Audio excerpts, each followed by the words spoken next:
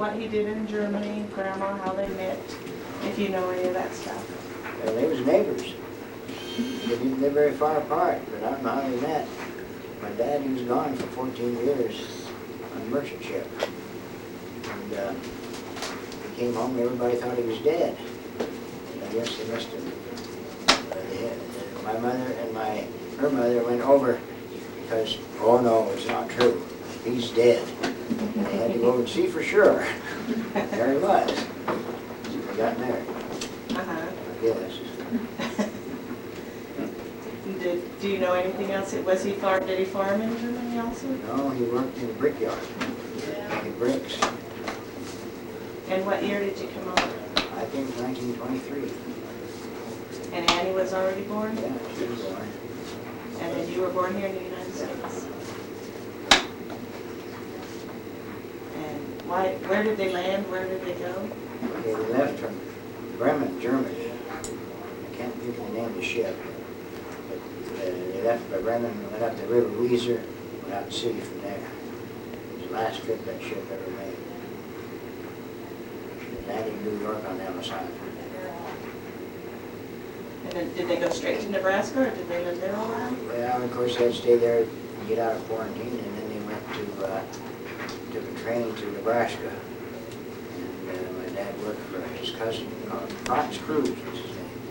And he lived at the Funeral Junction, Nebraska. And he worked there until he got his money paid back, because Fritz, I don't know what's his name,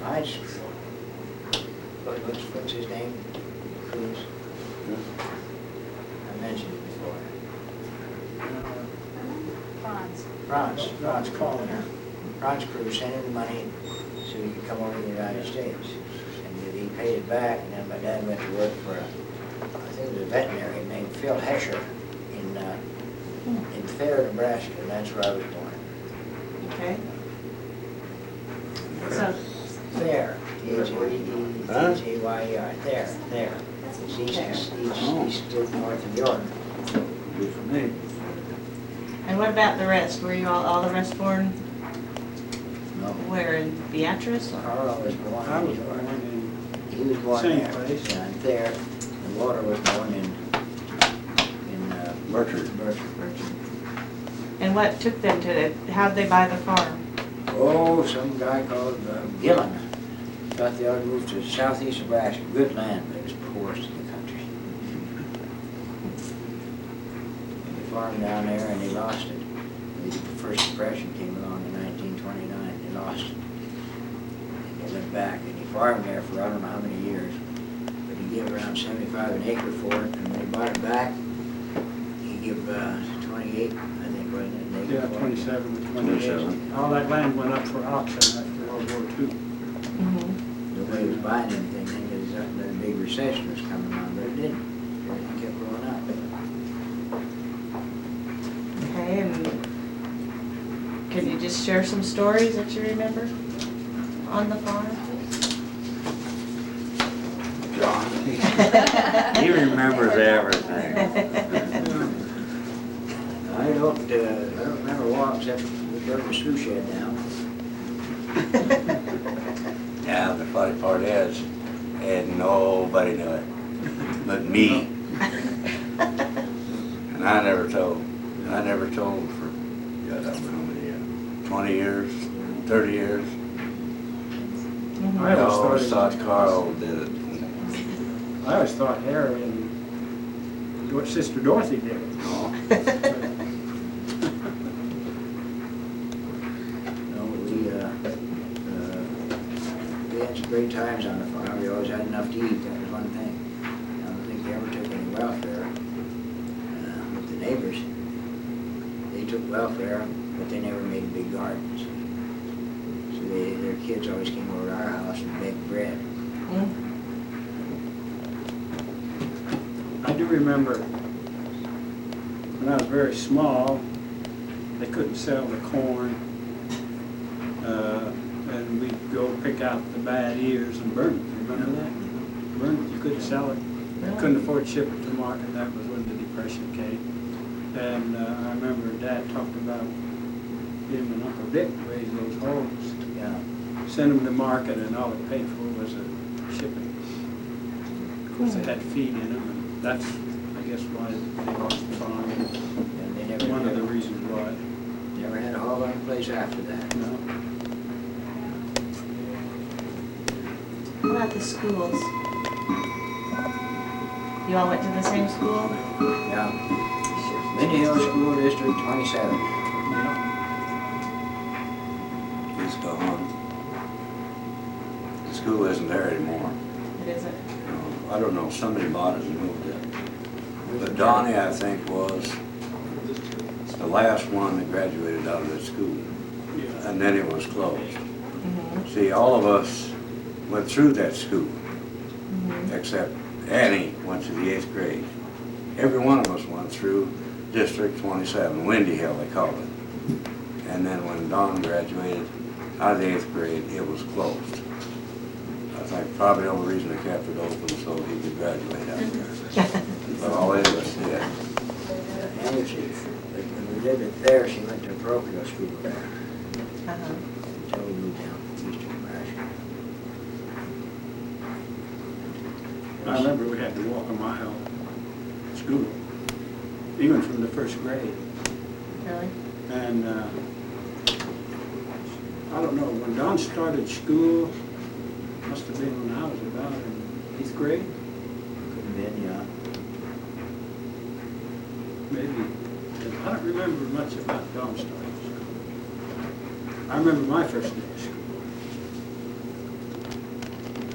I remember it had rained and my dad hooked up the team and took us all over there. Team and wagon took us over. Country roads took us over to school. And I wanted to play with the neighbor's boy, Sheldon. He was the orneriest kid around. And where Sheldon was, there was usually some kind of trouble. Anyway, that's why I guess I remember my first day. And John, on my first day, John was still in the seventh Yeah, still 7th grade or so. And I remember John took 7th and 8th grade together.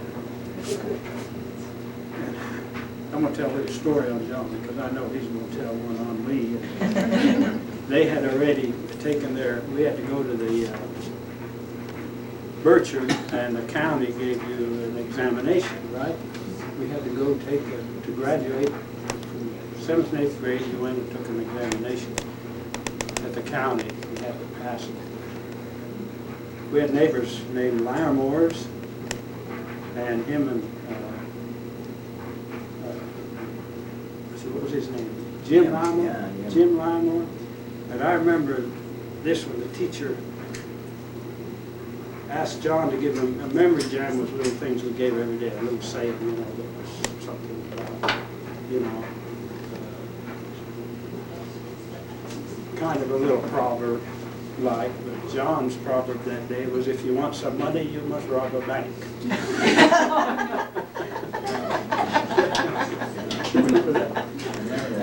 And then Jim, in the class, they asked him about the North Pole, and he said, I guess that's just a pole that sticks straight up in the air. They sort of, needless to say, they had to stay after school, even though they were graduating. We had some fun in those school days.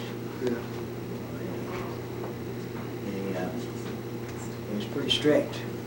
Yeah. And if you didn't behave yourself, well, you got something on the seat of your pants. It isn't like that nowadays. Everybody had discipline then. Anyway, they had discipline. But, this Jim Limor and I, we got in a fight one time at recess. He hit me in the nose, no did me. So we took to take our seats and sat there through that period after school. And she got up and gave a little talk. He says, boy, those kids are going to get a red D on their deportment. You know what deportment is, don't you? That's how you behave. And we both got red Ds. And Carl always kept writing notes, you know, stick them over on my desk, you know, and nobody's supposed to write notes. I told the teacher, come here, look, hey, Carl, Carl, get up there in front of the school and read that note. It says, John, unravel your stockings, which came from a story in the books. He would read it. Oh, but I got money ready. John, remember your stockings? That was my first public speaking experience. And what I'll about tell you high that little school? story in the book that was kind of interesting, because it was about a man that on a smokestack, and building a tall smokestack, and they took the rope down, right? So the rope came out. Couldn't get down. Nobody could get him down. They didn't know how they were going to get him down, which was a real thing. And so his wife come along, and of course they had stockings were knitted, and that's what she said, John, unravel your stocking. That's where I got that from. I didn't think he poured on it, you know. He did. I'll have to tell you some story about Dad, you know. When he was, I don't know how old he was, but he left and he was on the merchant marines for, oh, I don't know, quite a few years. At least for 14 years he was gone to Germany. And while he was there, he traveled all over the different countries on different ships. When he got caught in Canada as a German citizen, they arrested him, they threw him in a prison camp. And the name of the prison camp was Peace River. It isn't on the map or anything like that, but in northern Canada, it's cold up there, it's at 60 below. They had to build railroads and stuff like that. You tell about different guys escaping. See. One of them crawled into the garbage, covered himself up with cabbage leaves, and hauled him to the dump. He got out and got away. Another one was a mechanic. This doctor always came to examine the prisoners. And the mechanic would tinker around with the doctor's car, drive around a little bit, scout around him. Doc runs good now. Oh yeah. He was back a couple weeks later. He says, "Don't run quite right." Fixed it up again. He'd done that 2 or 3 times. And one day he seen it was full of gas, and he got in that car and he fixed it up and was going to take her out to the gate, run it back. But he kept right on going through the gate, and we never did find him until 60 miles away. And he got in the revolution in South America. Buenos Aires, when he was there. He said the ship had dropped its anchor. He told them to get out of there. They wouldn't go. So they started shooting at him. He sent one shell out and it landed quite a ways away. The next one came a little closer. The third one came pretty close. Up come the anchor chain, away they went. But he was ashore there one time. Somebody stole his partner's watch. He called the police. They know who did it. And they grabbed him, but they put him and my dad in jail. So they put the guy that stole the watch in jail. And he did work on a Panama Canal on a dredge. You know, he tell me stories about having passengers on. They got a hurricane. And the captain says, "Now you guys, you whistle when you go around like nothing's happening, you know, to keep the passengers quiet." So the carpenter came up and says, "John, if this ship goes down," he says, "I got a big ladder. Throw that overboard and have to keep us afloat till somebody comes along." But anyway, the ship didn't sink. Do you remember much about your mother? Or do you Yeah. have stories about her too? Well, she was, you know, she spent all her time over Germany, you know, and she always told us about an old lady who lived there. She looked like a witch. We called her Mother Porch, but the porch. See? My mother's mother ran her off once with a broom, you know, and she walked down the road, you know, and she says, "Constantly heat up." Anyway, she told about the Porch's house, you know, she explained it the way I got it in my head. It was a huge, big old house like Kid and Eddie used to live in, 2 stories, you know, down on by a sand pit, see. So when we went to Germany once, first time, I asked the people we stayed with, what the Porch's house at. So he took us down there. It was this little place down on a sand pit. It was a little small 2-bedroom or 1-bedroom house. It was down there. So that's how kids' imagination is on the way. It was pretty strict with their discipline. When I was a little kid, I was a firebug. And I liked fires and, you know, the pasture and stuff, and they'd flare up. And I started building on our back porch. We had a back porch that hung over way back in the corner. I got some hay back there, and I lit it up. Fire would come up and roll off, you know. And I'd make sure the wood wasn't hot, and I'd look around. Nobody would see me, and I'd crawl out from under there.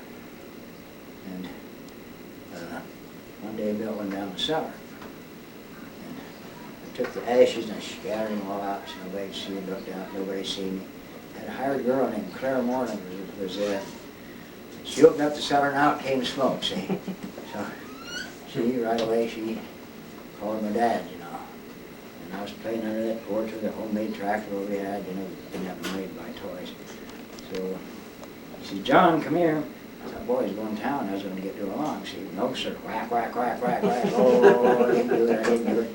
We went in the house, stood behind the door, and I thought, boy, if they catch me with these matches, I'm really going to get it. So I took them all the matches out and threw them on the floor. And finally the hired girl says, I bet he's got some more matches. Drug me out from behind the door there, you know, and fell in my pocket, and I had one. Where did you get the match? Where I had to tell something, so I said, Frankie Weiss gave it to me. And the hired girl said, yeah, Frankie Weiss, he's been known to set fire to too, and I bet he got his desserts too. Or something was my fault. He always threatened to send us to the reform school if it wasn't good. Reform school, and she'd go in the house just like she really meant it. Sue headed for the phone, and boy, we'd get straightened right up. So it was either they were going to send us two places. One was Boys Town, one was Father Flanagan's Boys Town in Omaha.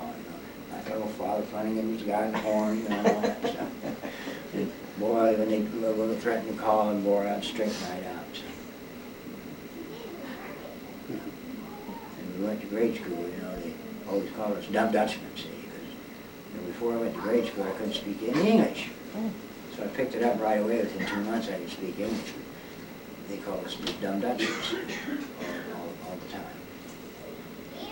But the guy that was really mean to me, you know, he graduated my class from high school, you know, and I went to school after I got out and I had a job as a broadcast engineer. We had our 10-year reunion, and I went back, and he was telling me what a good deal it was to work in a rock quarry. But my mother was pretty strict too, you know, and she only had 2 things on the menu: take it or leave it. If you didn't take it, you could leave it, but you didn't get anything else. And then Don, when he was a little kid, you know, he came in and he didn't wash his hand, you know, and he sat down at the table and started eating. Johnny, go wash. Johnny, go wash. He says, heck no, I'm hungry. Whack, whack, whack, whack, whack.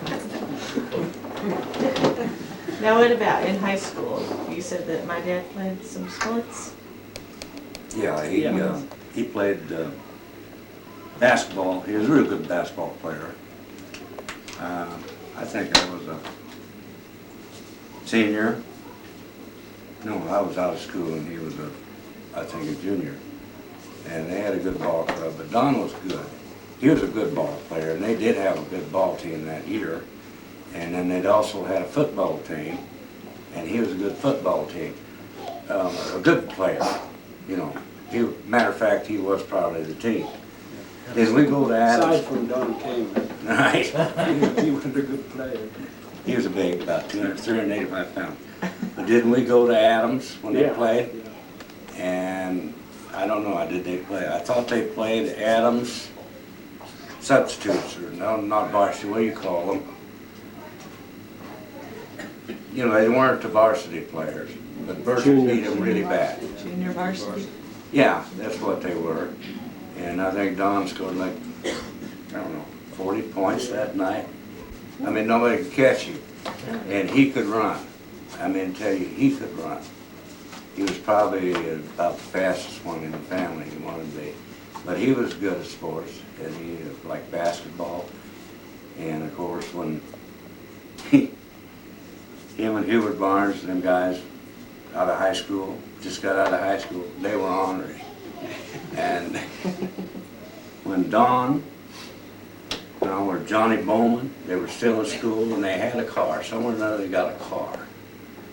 And a couple girls from Pawnee City came down, and them two took them 2 girls down to Kansas. You remember, or were you there? Maybe you weren't here. I might have been. You might have was in the Army. But they took them down to Kansas, and you know that's illegal across the state line. And by God, it wasn't long when the sheriff was in the high school in Berkshire and took them down to Pawnee City. Well, that was the end of that.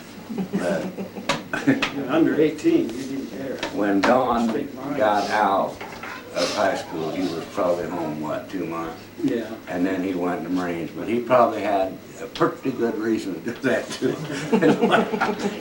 But I really don't know much about Don. We were too close together. He told me about it. Yeah. But when they were in high school, I do remember him and that Don Kamen had a car, and they used to go to Summerfield and get some beer. Somebody had a car and they toted them 2 girls from Pawnee clear down there in Kansas, Marysville, somewhere where they wanted to go. Boy, that was, they really got it. Sheriff said, came up to Don and said, what'd you do with the girls? He said, what girls?